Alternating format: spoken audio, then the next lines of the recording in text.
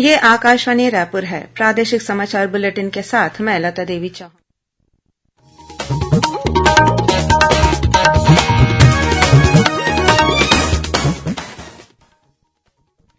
और अब पेश है आज के मुख्य समाचार। राज्य सरकार द्वारा मध्यान्ह भोजन योजना में मिलेट्स को शामिल करने के प्रस्ताव को केन्द्र सरकार ने मंजूरी दी। अब सोया चिक्की के स्थान पर सप्ताह में 4 दिन बच्चों को मिलेट से निर्मित खाद्य पदार्थ वितरित किए जाएंगे। भाजपा कल प्रदेश के 11 विधानसभा क्षेत्रों में मोर आवास मोर अधिकार को लेकर विधायक निवास का घेराव करेगी।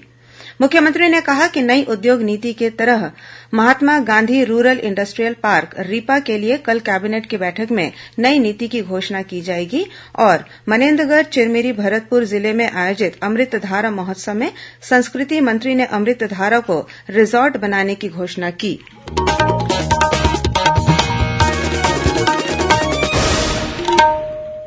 अब समाचार विस्तार से। राज्य सरकार द्वारा मध्यान्ह भोजन योजना में मिलेट्स को शामिल करने के प्रस्ताव को केन्द्र सरकार ने मंजूरी दे दी है। अब प्रधानमंत्री पोषण शक्ति योजना के तहत छत्तीसगढ़ के 12 जिलों में सोया चिक्की के स्थान पर सप्ताह में 4 दिन स्कूली बच्चों को मिलेट से निर्मित खाद्य पदार्थ वितरित किए जाएंगे। लोक शिक्षण संचालनालय द्वारा केन्द्र सरकार को इस योजना को आंशिक रूप से संशोधित करते हुए सोया चिक्की के स्थान पर मिलेट से बने खाद्य सामग्री वितरित किए जाने का प्रस्ताव भेजा गया था। इस प्रस्ताव को केन्द्र सरकार के डायरेक्टर पीएम पोषण द्वारा मंजूरी दे दी गई है। भारतीय जनता पार्टी कल रायपुर पश्चिम विधानसभा सहित प्रदेश के 11 विधानसभा क्षेत्रों में मोर आवास मोर अधिकार को लेकर विधायक निवास का घेराव करेगी। भाजपा के प्रदेश सह प्रभारी नितिन नबीन कांकेर में, प्रदेश भाजपा अध्यक्ष अरुण साव महासमुंद और वरिष्ठ विधायक बृजमोहन अग्रवाल राज्य में घेराव का नेतृत्व करेंगे। प्रदेश भाजपा महामंत्री विजय शर्मा ने बताया कि अब तक 23 विधानसभा क्षेत्रों का घेराव किया जा चुका है। उन्होंने प्रधानमंत्री आवास योजना को लेकर राज्य सरकार पर निशाना साधा।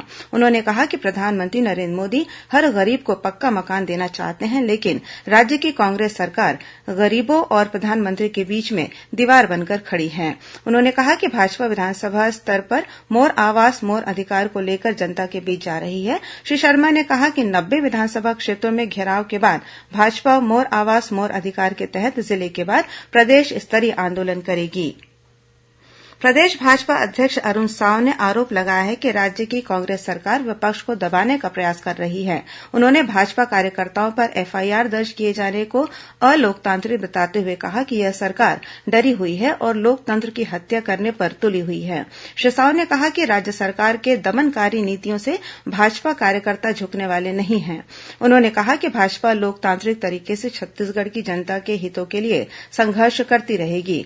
वहीं भाजपा प्रवक्ता संदीप शर्मा ने कहा कि कांग्रेस के पास चुनाव में जाने के लिए कोई मुद्दा नहीं है, इसलिए वह भाजपा कार्यकर्ताओं पर एफआईआर दर्ज कर डराने का प्रयास कर रही है। उन्होंने कहा कि माओवादियों द्वारा भाजपा कार्यकर्ताओं की हत्या के विरोध में प्रदर्शन करने वाले कार्यकर्ताओं के खिलाफ एफआईआर दर्ज कर कार्यकर्ताओं की आवाज को दबाने का प्रयास किया जा रहा है, जिसे बर्दाश्त नहीं किया जाएगा।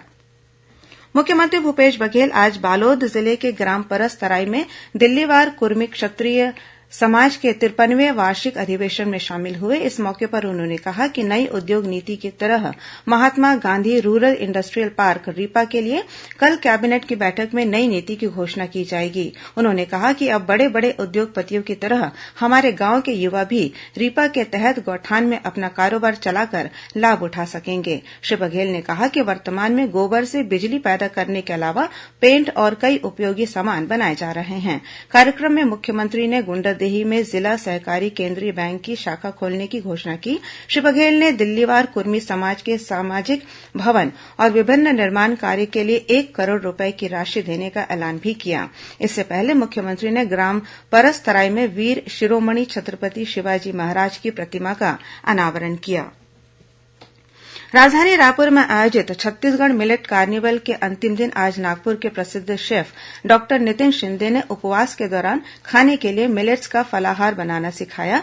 इसमें मिलेट्स, भंगर, पनीर और मूंगफली दाने का फलाहार बर्नियाड पनीर कटलेट विथ पीनट चटनी शामिल है।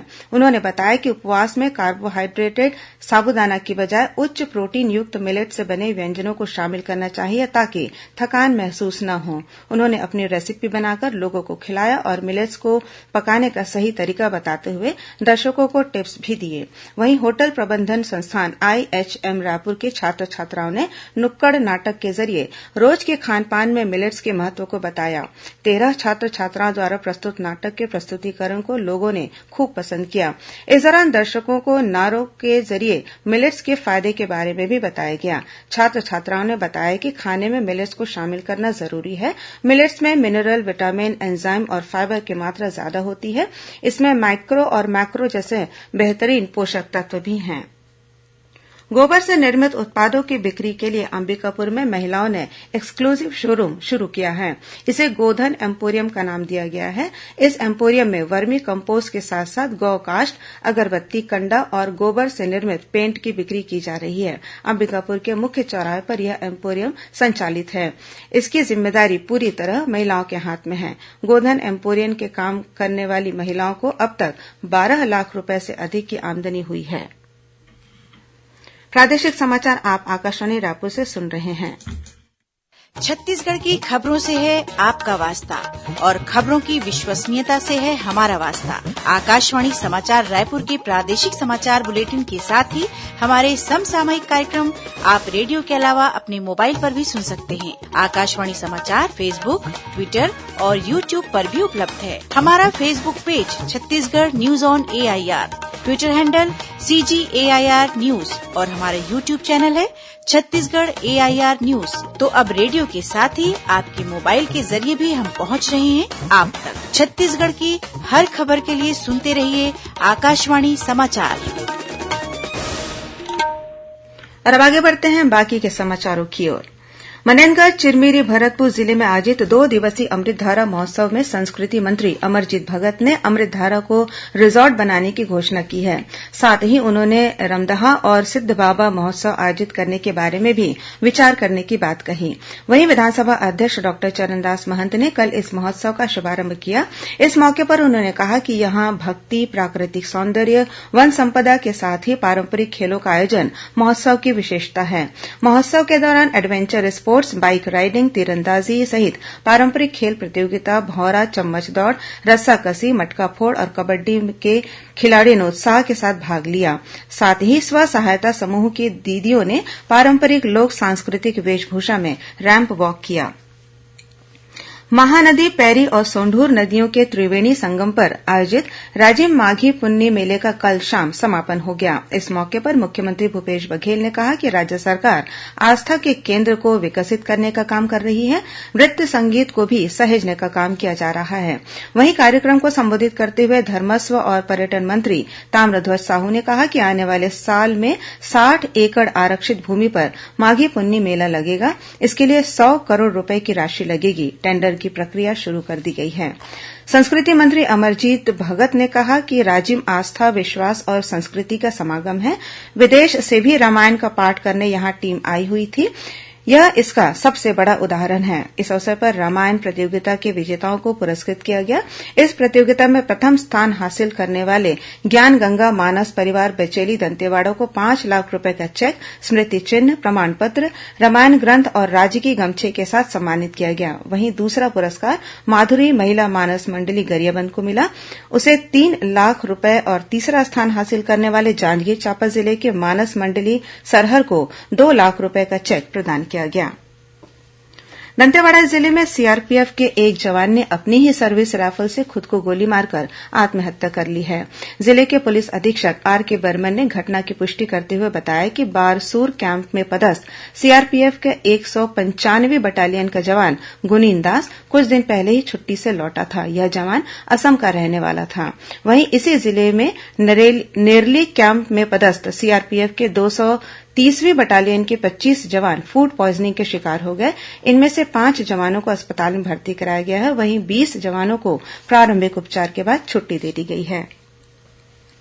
भारतीय जूडो महासंघ के तत्वावधान में चेन्नई में आयोजित राष्ट्रीय कैडेट और सब जूनियर जूडो प्रतियोगिता में छत्तीसगढ़ के 2 खिलाड़ी कोंडागांव के अनिल गोटा और भिलाई की तनु रानी साहू ने अपने अपने वर्ग में कांस्य पदक हासिल किया है। इस उपलब्धि पर छत्तीसगढ़ जूडो संघ के पदाधिकारियों ने इन खिलाड़ियों और उनके प्रशिक्षकों को बधाई और शुभकामनाएं दी हैं।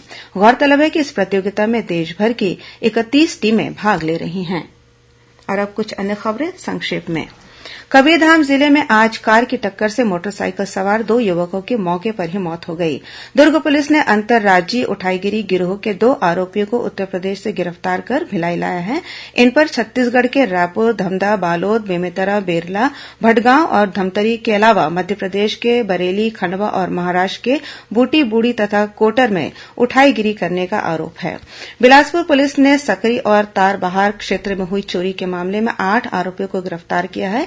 इनमें ज्वेलर्स संचालक और 2 नाबालिग शामिल हैं। और बिलासपुर जिले की चकरभाटा पुलिस ने शासकीय राशि का गबन करने के आरोप में 13 वर्षों से फरार आरोपी को गिरफ्तार किया है। अंत में मुख्य समाचार एक बार फिर। राज्य सरकार द्वारा मध्यान्ह भोजन योजना में मिलेट्स को शामिल करने के प्रस्ताव को केन्द्र सरकार ने मंजूरी दी। अब सोया चिक्की के स्थान पर सप्ताह में 4 दिन बच्चों को मिलेट से निर्मित खाद्य पदार्थ वितरित किए जाएंगे।